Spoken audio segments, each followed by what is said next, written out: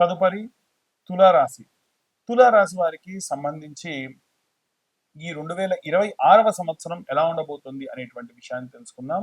2026వ సంవత్సరంలో ప్రథమార్థము, ద్వితీయార్థము రెండింట్లో కూడా తులారాశి వారికి చాలా అద్భుతంగా ఉంటుంది. శారీరక శ్రమ, ఆరోగ్యపరమైనటువంటి విషయాల్లో ఏవైనా కాస్త అవకతవకలు జరగచ్చు, కానీ అది వినా ప్రొఫెషనల్ లైఫ్ కి సంబంధించి చాలా అద్భుతంగా ఉంటుంది. ఒకవేళ తులారాశిలో ఉన్నటువంటి వారికి గనక రాహు కేతువులకు మధ్యలో మిగిలిన అన్ని గ్రహాలు కానీ చిక్కుకొని ఉండి వారికి గతంలో ఇప్పటికే రాహుదశ, గురుదశ గనక పూర్తయిపోయి ఇప్పుడు గనక శని మహర్దశలో ఉన్నటువంటి వారికి సంబంధించి అయితేనే మాత్రమే ఇప్పుడు నేను చెప్పే విషయం అనేటువంటిది వారికి ఉపయోగకరంగా ఉంటుంది.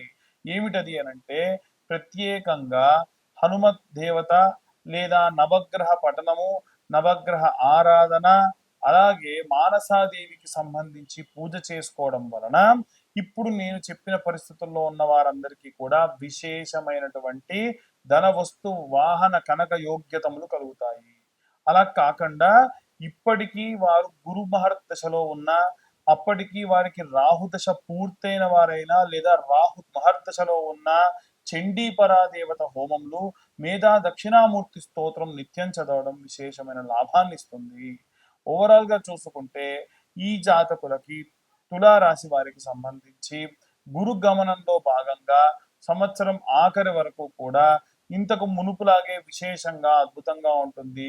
గురుగ్రహం ఎప్పుడైతే దశమంలో ప్రవేశించిన, శుక్రుడు ఎప్పుడైతే మళ్ళీ ఈ యొక్క తుల్లోకి ప్రవేశించిన, ఈ శుక్రుడు మళ్ళీ 4వ 7వ స్థానాల్లో సంచారం చేస్తున్నా అవి ఖచ్చితంగా మాలవ్య యోగాన్ని సూచిస్తాయి.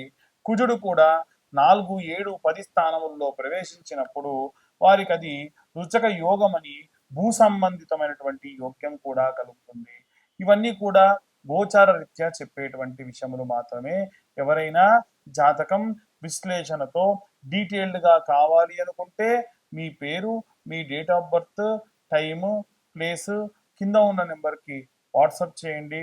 డీటెయిల్డ్ గా జాతకం అంతా కూడా 2025 రూపాయలు తీసుకొని 60-70 పేజీల్లో ఒక పీడిఎఫ్ ఫైల్లా మీకు ఇవ్వడం జరుగుతుంది. తర్వాతకి ఈ జాతకం గురించి డీటెయిల్డ్ గా మాట్లాడడం కూడా జరుగుతుంది.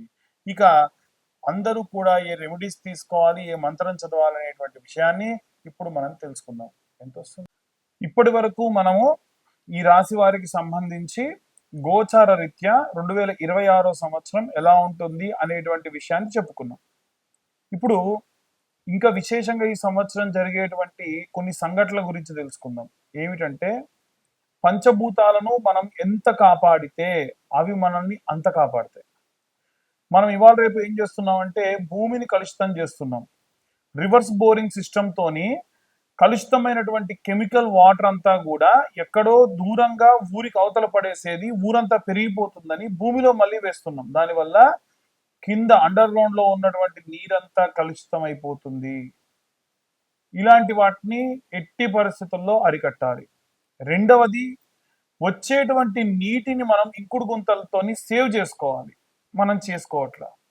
ఇవాళ రేపు ఏమైపోయిందనంటే మనం హోటల్స్కి వెళ్ళిపోయినాము, ఏదన్నా ఒకటి తింటున్నారు, బాగా అబ్జర్వ్ చేస్తూ ఉంటాం. ఇంత ఏదో సాస్ వేసుకొని వాళ్ళు తిన్నారు అని అంటే మళ్ళీ ప్లేట్ తీసేయాలి, ఇంకో ప్లేట్ తేవాలి. నువ్వు తిన్న ప్లేటేగా, తుడుచుకో. కాకపోతే దాంట్లో మళ్ళీ నువ్వు తినేదానికి నీకు నచ్చదు. దానికోసం ఏం చేయాలి, వాడి నీళ్ళు వేస్ట్ చేయాలి.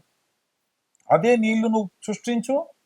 ఆవిరి త్రూ మనం ఒక వాటర్ బాటిల్ కావాలంటే 6 రోజులు పడుతుంది ఒక బాటిల్ వాటర్కి. మరి ఎంత నీరు మనం వేస్ట్ చేస్తున్నాం? ముందు తరాల వారికి ఏంటి పరిస్థితి? కాబట్టి ఆలోచించాలి. అగ్నితో కూడా చాలా మంది విపరీతమైనటువంటి చేష్టలు. బండి మీద పోతూ పోతూ స్టాండ్ కిందికి వేస్తే నిప్పు రవ్వలు వస్తాయంట. దానికోసం వాళ్ళు విపరీతమైనటువంటి డ్రైవింగ్, ఈ పెట్రోల్ పోసి బర్త్డే రోజుల్లో స్నోలు కొట్టుడు, ఫైర్ దాని మీద.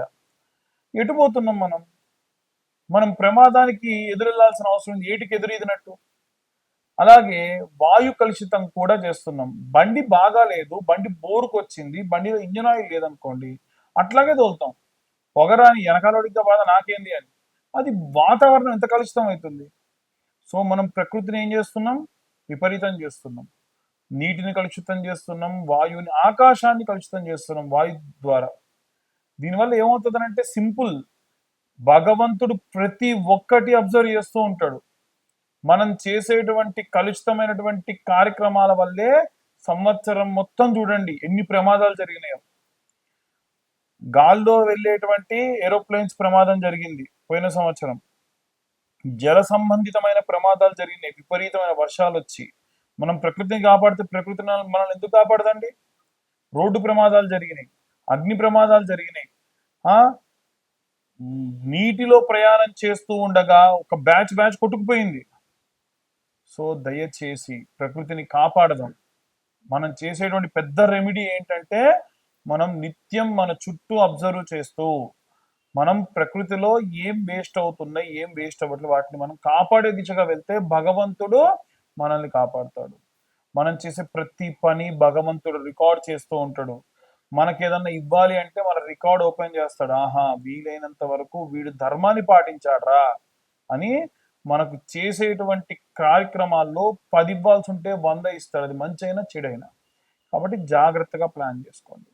ఇక ముఖ్యంగా ఈ సంవత్సరం మనం ఏ ఏ దేవుళ్ళని పూజించాలి అనంటే మేధా దక్షిణామూర్తిని విద్యార్థులందరూ కూడా సేవించండి, పూజించండి.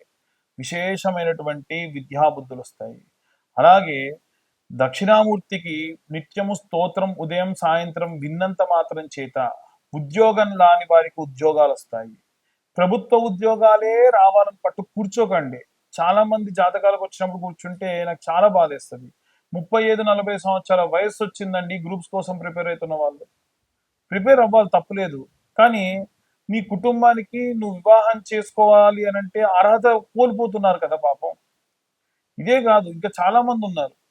నాకు ఫలానా అమ్మాయి కావాలి, ఫలానా ఎత్తు, ఫలానా ఒడ్డు, ఫలానా పొడుగు కావాలి అని చెప్పి, లేదా ఎవరినో ప్రేమించి వివాహం చేసుకోకుండా అలాగే ఉండిపోయి ఆ కుటుంబ సభ్యులు నా దగ్గరకు వచ్చి ఒక తల్లి ఏం చెప్పింది, నా ఇంట దీపం పెట్టాలయ్యా నీకు చచ్చిన తర్వాతకి, నా ఇంట్లో దీపం పెట్టే దిక్కు లేదు, నా కొడుకు పెళ్లి చేయి స్వామి, నీకు ఎంత డబ్బుగా అనిపిస్తా అంటే మనస్సు వికలితం అయిపోయింది నాకు.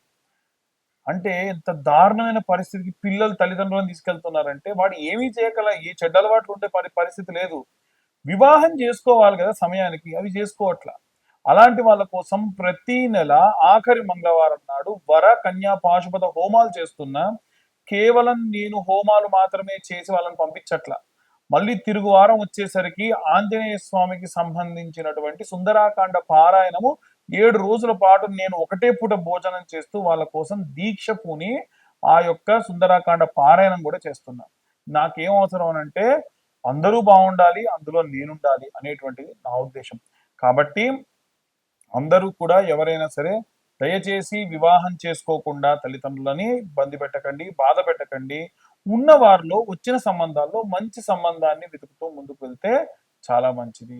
ఇక ఉద్యోగ సంబంధితమైనటువంటి విషయాల్లో కూడా విపరీతమైనటువంటి స్ట్రెస్ తీసుకొని 2-3 ఉద్యోగాలు చేస్తూ పొద్దున సాయంత్రం చేస్తున్న వాళ్ళు ఉన్నారు. అంతగా విరగబడి కష్టపడిపోయి ఆరోగ్యం మీదికి తెచ్చుకొని చిన్న వయసులో మీకు షుగర్లు బీపీలు తెచ్చుకోకండి. చాలా జాగ్రత్తగా మీ ఆరోగ్యాన్ని కాపాడుకోండి. మీ తల్లిదండ్రులందరినీ కూడా చాలా బాగా చూసుకోండి. ఎట్టి పరిస్థితుల్లో ఎంత పెద్ద గొడవలు వచ్చినా తల్లిదండ్రులను తీసుకెళ్లిపోయి ఓల్డేజ్ హోముల్లో పెట్టకండి. మీకు అంత సమస్య అయితే మీ ఇంటి పైనో మీ ఇంటి పక్కనో ఇంకొక పోర్షన్ తీసుకొని నిత్యం వాళ్ళని అబ్జర్వ్ చేస్తూ ఉండండి. ఎంతో కొంత వారికి కాస్త మనసుకు ప్రశాంతతనివ్వండి. ఇక విశేషంగా జాతక సంబంధిత విషయాల్లో చాలా మంది కేవలం మా యొక్క పేరు చెబుతామండి, పేరు ద్వారా చెప్పండి అంటారు. పేరు ద్వారా చెప్పలేను కానీ మీకు సంబంధించిన ఏదైనా ఒక విషయం ఉంటే ఆ విషయం గురించి ఇబ్బంది ఉంటే కనుక చెప్తాను. దానికి కేవలం 504 రూపాయలు ఛార్జ్ చేస్తాను. అది కూడా వీలైనంత వరకు కూడా నేను ఒక డేట్ అనౌన్స్మెంట్ ఇస్తా. ఈ సంవత్సరంలో ఈ తర్వాత నుంచి వచ్చేటువంటి ప్రతి నెల ఈ నెల నేను ఫలానా తారీఖు నాడు ఫ్రీగా ఉంటా, ఆ సమయంలో కాల్ చేయండి. వీలైతే నేను ఏం చేస్తానంటే ఒక లైవ్ కండక్ట్ చేస్తా. ఆ లైవ్ లో మాట్లాడితే మీకు రెమెడీస్ కూడా ఎలా తీసుకోవాలనేటువంటి చెప్తా. ముందుగా ఏమవుతుందనంటే మాకు సంబంధించిన వ్యక్తి మీతో మాట్లాడి నాతో మాట్లాడడానికి గాను టైం స్లాట్ అంటే మీరు లైన్ లోనే ఉంటే నాకు కాల్ కనెక్ట్ చేస్తారు. ఈ విధంగా చేసుకోండి. ఎట్టి పరిస్థితుల్లో ఎవరు కూడా తొందరపడి గుడ్డిగా ఎవరిని పడితే వారిని నమ్మి డబ్బుని అలాగే ఎంతో ఐశ్వర్యాన్ని కోల్పోకుండా ఉండండి.